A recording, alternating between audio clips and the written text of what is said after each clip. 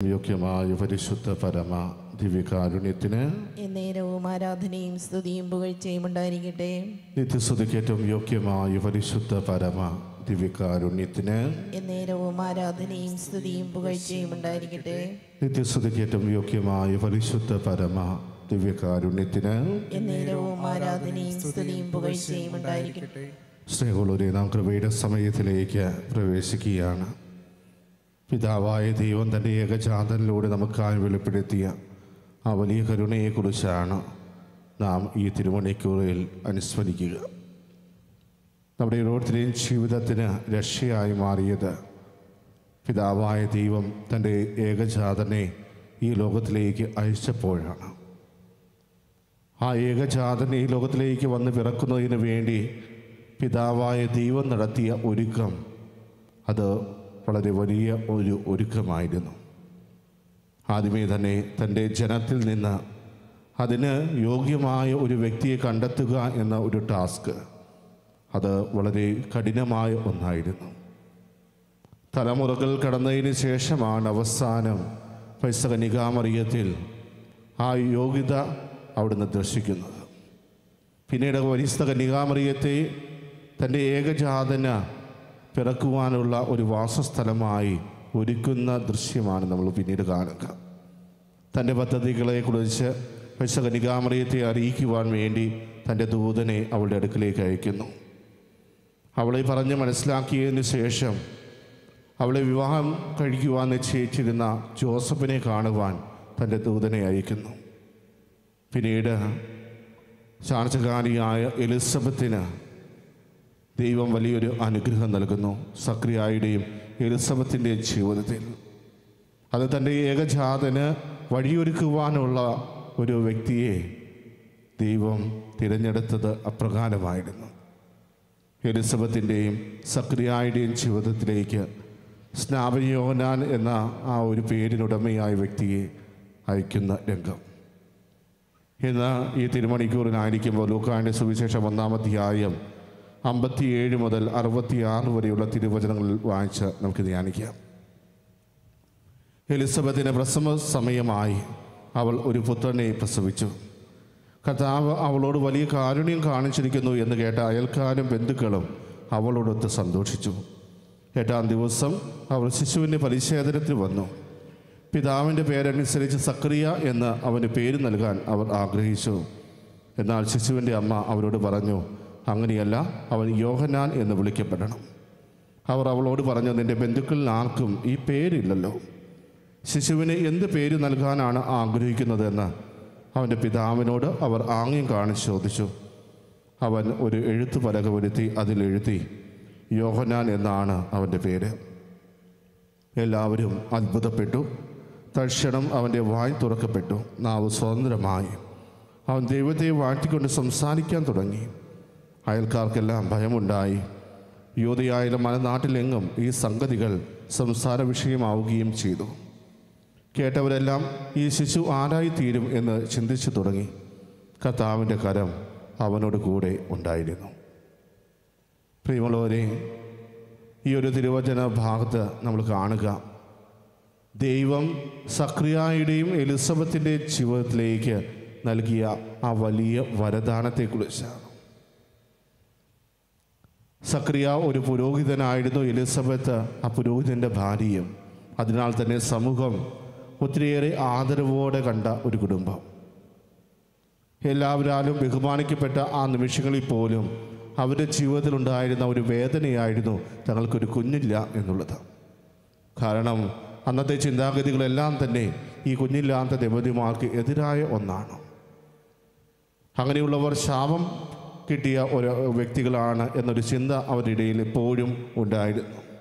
അതുകൊണ്ട് തന്നെ നിരന്തരം പ്രാർത്ഥിച്ചിരുന്ന സക്രിയായുടെയും എലിസബത്തിൻ്റെയും ജീവിതത്തിലേക്ക് തൻ്റെ ഏകജാതന് ഈ ലോകത്തിൽ കടന്നു വരുവാൻ മുന്നോടിയായി ഒരു വഴികാട്ടിയെ പോലെ അവരുടെ ജീവിതത്തിലേക്ക് ഒരു കുഞ്ഞിനെ നൽകുകയാണ്. ഒരു വലിയ ദൗത്യവും പേറിയാണ് ആ കുഞ്ഞ് ഇവരുടെ ജീവിതത്തിലേക്ക് കടന്നു വരുന്നത്. ഈ കുഞ്ഞ് ഇവരുടെ ജീവിതത്തിലേക്ക് കടന്നു വരുന്ന സംഭവം തന്നെ ഒരു അത്ഭുതകരമായ നിമിഷങ്ങളിലൂടെയാണ് വിവരിച്ചിരിക്കുന്നത്. സക്രിയ ദൂതൻ്റെ ആ വാക്കുകൾ അവിശ്വസ്തത കൊണ്ട് സംസാരശേഷി നഷ്ടപ്പെട്ടവനായിട്ട് മാറി.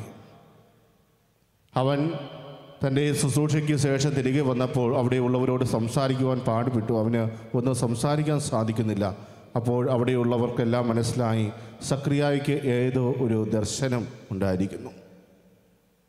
അതുകൊണ്ടാണ് ഈ ഒരു അവസ്ഥയിലൂടെ സക്രിയ കടന്നു പോകുന്നത് എന്ന് തിരിച്ചറിഞ്ഞ ആ ജനം അന്നു മുതൽ ആ കുടുംബത്തെ പ്രത്യേകമായി വീക്ഷിച്ചിരുന്നു എന്ന് വേണം മനസ്സിലാക്കുവാൻ.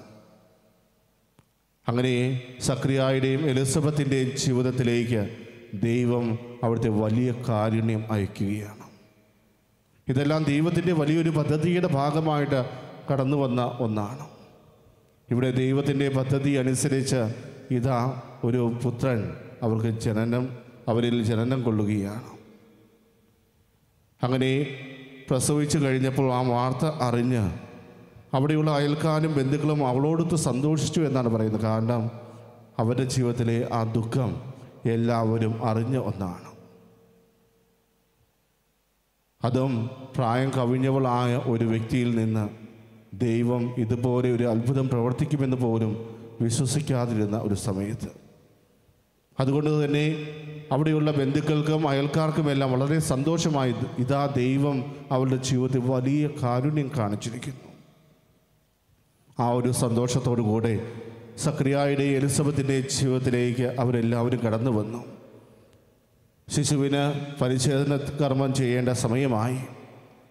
ആ ഒരു അവസരത്തിൽ കുഞ്ഞിന് നൽകാൻ പോകേണ്ട പേരിനെ കുറിച്ചായി അവരുടെ ചർച്ച. സാധാരണ അപ്പൻ്റെ പേര് തന്നെയാണ് മകനിടുക. അതാണ് അവരുടെ പാരമ്പര്യം. അതുകൊണ്ട് തന്നെ സക്രിയ എന്ന പേര് കൊടുക്കുവാനാണ് അവർ ആഗ്രഹിച്ചത്. അത് എലിസബത്തിനോട് പറയുമ്പോൾ എലിസബത്ത് ചിന്തിച്ചത് മറ്റൊരു തരത്തിലാണ്. ഈ വർഷക്കാലം അത്രയും തനിക്ക് ഒത്തിരിയേറെ അപമാനഭാരമുണ്ടായിരുന്നു. എന്നാൽ ഈ നിമിഷം ഇതാ എൻ്റെ അപമാനഭാരം അതേപടി ദൈവം എടുത്തു മാറ്റിയിരിക്കുന്നു. അത് ദൈവത്തിൻ്റെ വലിയ കാരുണ്യം ഒന്നുകൊണ്ട് മാത്രമാണ്. ആ ഒരു തിരിച്ചറിവ് എലിസബത്തിനുണ്ടായിരുന്നത് കൊണ്ട് തന്നെ ദൈവത്തിൻ്റെ കാരുണ്യം എന്നർത്ഥം വരുന്ന യോഹന്നാൻ എന്ന പേരിടുവാനാണ് അവൾ ആഗ്രഹിച്ചത്. ഇവിടെ സക്രിയായോട് ദൂതൻ മുൻകൂട്ടി പറയുന്ന പേരും യോഹന്നാൻ എന്ന പേരാണ്. പക്ഷേ സക്രിയായും എലിസബത്തും തമ്മിൽ അതിനെക്കുറിച്ചൊരു ചർച്ച നടന്നതായിട്ട് നമുക്ക് സുവിശേഷത്തിൽ കാണുവാൻ സാധിക്കില്ല. തീർച്ചയായും എലിസബത്ത് ചിന്തിച്ചിട്ടുണ്ടാവുക, ദൈവത്തിൻ്റെ കാരുണ്യമാണ് എൻ്റെ കുഞ്ഞ്, അതുകൊണ്ട് ആ ഒരു പേരാണ് തൻ്റെ കുഞ്ഞിന് വേണ്ടത് എന്നായിരിക്കുക. അതുകൊണ്ട് തന്നെ എലിസബത്ത് അവരോട് പറഞ്ഞു, എൻ്റെ കുഞ്ഞിന് നിങ്ങൾ ഇടേണ്ട പേര് സക്രിയ എന്നല്ല യോഹന്നാൻ എന്നാണ്. ഉടനെ മറ്റുള്ളവരെല്ലാം ചോദിക്കാൻ തുടങ്ങി, അങ്ങനെ ഒരു പേര് നിങ്ങളുടെ കുടുംബത്തിലില്ലല്ലോ, സക്രിയ എന്ന പേരല്ലേ അവൻ ഇടേണ്ടത്? അതിനെക്കുറിച്ച് ചെറിയൊരു ചർച്ചകൾ നടത്തിയതിന് ശേഷം അവസാനം അവർ തീരുമാനിച്ചു, ആ കുഞ്ഞിൻ്റെ പിതാവിനോട് തന്നെ നമുക്ക് ചോദിക്കാം എന്ത് പേരാണ് അവന് നൽകേണ്ടതെന്ന്. പ്രിയമുള്ളവരെ, അവരുടെ ആംഗ്യം കാണിച്ചുള്ള ചോദ്യത്തിന് മറുപടിയായി ഒരു എഴുത്തുപലക കൊണ്ടുവന്ന് അതിൽ സക്രിയ എഴുതിയ പേര് യോഹന്നാൻ എന്നാണ്. അത് കണ്ടവർ എല്ലാവരും അത്ഭുതപ്പെട്ടു, ഇതെങ്ങനെ സംഭവിച്ചു? പക്ഷേ ഇത് ദൈവത്തിൻ്റെ വലിയൊരു അടയാളമാണ് എന്ന് തെളിയിച്ചുകൊണ്ട് ഇതുവരെ സംസാരശേഷി നഷ്ടപ്പെട്ടവനായ സക്രിയ ഇവിടെ വീണ്ടും സംസാരിക്കാൻ തുടങ്ങി. ജനങ്ങളെല്ലാം ഭയചകിതരായിട്ട് മാറുകയാണ്. പ്രിയമുള്ളവരെ, ദൈവത്തിൻ്റെ പ്രവർത്തനം അതൊരിക്കലും വിവരിക്കുവാൻ നമുക്ക് സാധിക്കില്ല. അതെപ്രകാരം നടക്കുന്നുവെന്ന് നമുക്കൊരിക്കലും ഊഹിക്കുവാൻ പോലും സാധിക്കില്ല. അതുപോലെയായിരിക്കും ദൈവം പ്രവർത്തിക്കുക. സക്രിയ എന്ന പേരിൻ്റെ അർത്ഥം പോലും ദൈവം അനുസ്മരിച്ചു എന്നാണ്. തീർച്ചയായും എലിസബത്തിൻ്റെയും സക്രിയായുടെയും ജീവിതത്തിൽ ദൈവത്തിൻ്റെ ഒരു അനുസ്മരണമുണ്ട്. സക്രിയായെ എലിസബത്തിനെ കുറിച്ച് പറയുന്നത് അവർ നീതിനിഷ്ഠരായിരുന്നു, മറ്റു കർത്താവിൻ്റെ മുമ്പിൽ കൽപ്പനകളും എല്ലാം കൃത്യമായി പാലിച്ചവർ. അതുകൊണ്ട് തന്നെ അവരുടെ വേദന അകറ്റുന്ന ആ നിമിഷം തീർച്ചയായും ദൈവം അവരെ അനുസ്മരിച്ചിട്ടുണ്ട്. സക്രിയായുടെ പേര് സൂചിപ്പിക്കുന്നത് പോലെ ആ ദൈവത്തിൻ്റെ ഒരു അനുസ്മരണമായിരുന്നു അവരുടെ ജീവിതത്തിൽ വലിയൊരു കൃപയായിട്ട് മാറുന്നത്. അവരെ വെറുതെ തള്ളിക്കളയുവാൻ ആ ദൈവം ആഗ്രഹിച്ചില്ല. മറ്റുള്ളവരുടെ മുമ്പിൽ അപമാനഭാരത്താൽ തലകുനിച്ച് ജീവിക്കുവാൻ ദൈവം അനുവദിച്ചില്ല. അതെല്ലാം മഹത്വത്തിന് വേണ്ടി അവിടുന്ന് മാറ്റി. പ്രിയമുള്ളവരെ, യോഹന്നാൻ അങ്ങനെ അവരുടെ ഇടയിലേക്ക് കടന്നു വന്നപ്പോൾ കേട്ടവരെല്ലാം ഈ ശിശു ആരായിത്തീരും എന്ന് ചിന്തിച്ചു തുടങ്ങി എന്നാണ് പറയുന്നത്. കാരണം ജനിച്ച് വീഴുന്ന അവസരത്തിൽ തന്നെ അതൊരു സംസാര വിഷയമാവുന്ന തരത്തിൽ അത്ഭുതകരമായ ഒരു സംഭവമായി മാറിയെങ്കിൽ, പ്രിയമുള്ളവരെ, ആ കുഞ്ഞിന് വേണ്ടി പിതാവായ ദൈവം എപ്രകാരമായിരിക്കാം സക്രിയായി എലിസബത്തിനെയും ഒരുക്കിയത്. എന്നിട്ട് മറിയം എലിസബത്തിനെ സന്ദർശിച്ച വേളയിൽ പോലും ആ കുഞ്ഞ് ആ ഉദരത്തിൽ കുതിച്ചു ചാടി എന്ന് പറയുമ്പോൾ താൻ ചൂണ്ടിക്കാണിച്ചു കൊടുക്കേണ്ട ആ ശിശുവിൻ്റെ സാന്നിധ്യം പോലും തിരിച്ചറിയുവാൻ സാധിക്കുന്ന ആ ഒരു തരത്തിലേക്കാണ് ദൈവം ആ കുഞ്ഞിനെ ഉയർത്തിയത്. അമ്മയുടെ ഉദരത്തിലായിരിക്കുന്ന അവസ്ഥയിൽ പോലും തൻ്റെ രക്ഷകൻ്റെ സാന്നിധ്യം തിരിച്ചറിയാനുള്ള ഒരു കഴിവ്, ഇതാ തൻ്റെ രക്ഷകൻ ഈ അടുത്തുണ്ട് എന്ന ഒരു തിരിച്ചറിവ് ആ കുഞ്ഞിന് ലഭിച്ചപ്പോൾ ആവേശത്താൽ കുതിച്ചു ചാടുന്ന ശിശു.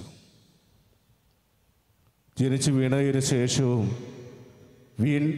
ഒത്തിരി നീണ്ട ഒരു ഒരുക്കമായിരുന്നു സ്നാപയോഹന്നാൻ്റെ ജീവിതത്തിൽ. മരുഭൂമിയിലെ ആ ഒരു താമസനെ പോലെയുള്ള താമസം, പ്രായശ്ചിത്ത പ്രവർത്തികളിലൂടെ തന്നെ ഒരുക്കിയതിന് ശേഷമാണ് സ്നാപയോഹന്നാൻ തൻ്റെ ദൗത്യത്തിലേക്ക് പ്രവേശിക്കുന്നത്. രക്ഷകനായ മെശിഹായെ മറ്റുള്ളവർക്ക് ചൂണ്ടിക്കാണിച്ചു കൊടുക്കുക, അവരെ സ്വീകരിക്കുവാൻ തക്കവിധം മറ്റുള്ളവരുടെ ഹൃദയങ്ങളെ ഒരുക്കുക എന്ന ആ വലിയ ദൗത്യം ഏറ്റെടുത്തുകൊണ്ട് സ്നാപയോഹന്നാൻ തൻ്റെ പ്രവർത്തനം ആരംഭിച്ചു. യേശുവിനെ മറ്റുള്ളവർക്കായി അവൻ ചൂണ്ടിക്കാണിച്ചു കൊടുത്തു. പിന്നീട് തൻ്റെ ശിഷ്യന്മാർ പോലും തൻ്റെ അടുത്ത് പരാതിയുമായി വന്നപ്പോൾ, ഇതാ നിന്നിൽ നിന്ന് സ്നാനം സ്വീകരിച്ചവൻ ഇതാ ജോർദാൻ്റെ അക്കരയിൽ ഇതാ സ്നാനം നൽകിക്കൊണ്ടിരിക്കുന്നു, അവൻ്റെ അടുക്കലേക്കാണ് ആളുകളെല്ലാം പോകുന്നത് എന്ന അസൂയയോടുകൂടെ ഒത്തിരിയേറെ പരിഭവം പറഞ്ഞുകൊണ്ട് തൻ്റെ ശിഷ്യന്മാർ എത്തിയപ്പോൾ ഒത്തിരിയേറെ എളിമയോടുകൂടെ മറുപടി പറയുന്ന സ്നാപയോഹന്നാൻ, അവൻ വളരുകയും ഞാൻ കുറയുകയും വേണം. തീർച്ചയായും സ്നാപയോഹന്നാന് തൻ്റെ ദൗത്യം എന്താണെന്ന് കൃത്യമായ ഒരു അറിവുണ്ടായിരുന്നു. തൻ്റെ ദൗത്യത്തിൻ്റെ പരിമിതികൾ എന്താണെന്ന് അവർ കൃത്യമായി അറിയാമായിരുന്നു. അതെല്ലാം തിരിച്ചറിഞ്ഞുകൊണ്ട് പ്രവർത്തിക്കുന്ന സ്നാപയോഹന്നാൻ. പ്രിയമുള്ളവരെ, ക്രിസ്മസിൻ്റെ അടുത്ത ദിവസമാണ് നാം ഇപ്പോൾ. അടുത്ത ദിവസം നമ്മൾ ക്രിസ്മസിനോട് അടുക്കുകയാണ്. യേശുനാഥൻ ഈ ലോകത്തിലേക്ക് കടന്നു വന്ന ആ നിമിഷങ്ങൾ നാം ഓരോരുത്തരും അനുസ്മരിക്കുമ്പോൾ അതിനുവേണ്ടി പിതാവായ ദൈവം എപ്രകാരമാണ് ഈ ലോകത്തെ ഒരുക്കിയതെന്ന് നമ്മൾ ചിന്തിച്ചു നോക്കുക. ഇന്നും ഈ ക്രിസ്മസ് ഒരു ആഘോഷമായി മാറുമ്പോൾ പ്രിയമുള്ളവരെ, ആ ഒരു ഒരുക്കം നമ്മുടെ ഓരോരുത്തരുടെയും ജീവിതത്തിലേക്ക് കർത്താവ് നൽകട്ടെ എന്ന് നമുക്ക് ആത്മാർത്ഥമായിട്ട് പ്രാർത്ഥിക്കാം. കർത്താവേ, അങ്ങയുടെ തിരുപ്പിറവിക്ക് വേണ്ടി ഒരുങ്ങിക്കൊണ്ടിരിക്കുന്ന ഞങ്ങൾ ഓരോരുത്തരെയും അങ്ങ് സമൃദ്ധമായിട്ട് അനുഗ്രഹിക്കണമേ. കർത്താവേ, ഒത്തിരിയേറെ ഒരുക്കത്തോടെ ഒത്തിരിയേറെ വിശ്വാസത്തോടെ അങ്ങ് ഞങ്ങളുടെ ഓരോരുത്തരെയും ഹൃദയത്തിലേക്ക് സ്വീകരിക്കുവാൻ ഞങ്ങളെ ഓരോരുത്തരെയും അങ്ങ് പ്രാപ്തരാക്കണമേ. ഈശോനാഥ, എലിസബത്തിൻ്റെയും സക്രിയായുടെയും ജീവിതത്തിൽ അങ്ങ് കാണിച്ച ആ വലിയ കാരുണ്യം മറ്റുള്ളവരുടെ എല്ലാം ജീവിതത്തിൽ വലിയ സന്തോഷകരമായി മാറിയതുപോലെ ഞങ്ങളുടെ ജീവിതത്തിലേക്ക് അങ്ങ് ചൊരിയുന്ന ആ കാരുണ്യവും അനുഗ്രഹവും മറ്റുള്ളവരുടെ ജീവിതത്തിലും വലിയ സന്തോഷകരമായിട്ട് മാറട്ടെ. ഞങ്ങളോടൊത്ത് സന്തോഷിക്കാൻ തക്ക വിധം ഞങ്ങളുമായി ബന്ധപ്പെട്ട് കിടക്കുന്ന എല്ലാവരെയും അങ്ങ് പ്രാപ്തരാക്കണമേ. കർത്താവേ, എന്നും അങ്ങയുടെ കാരുണ്യം അനുസ്മരിച്ചുകൊണ്ട് ജീവിക്കുവാൻ ഞങ്ങളെ ഓരോരുത്തരെ അനുഗ്രഹിക്കണമേ എന്ന പ്രാർത്ഥനയോടെ നമുക്ക് അവിടുത്തെ ആശീർവാദം ഏറ്റുവാങ്ങാം.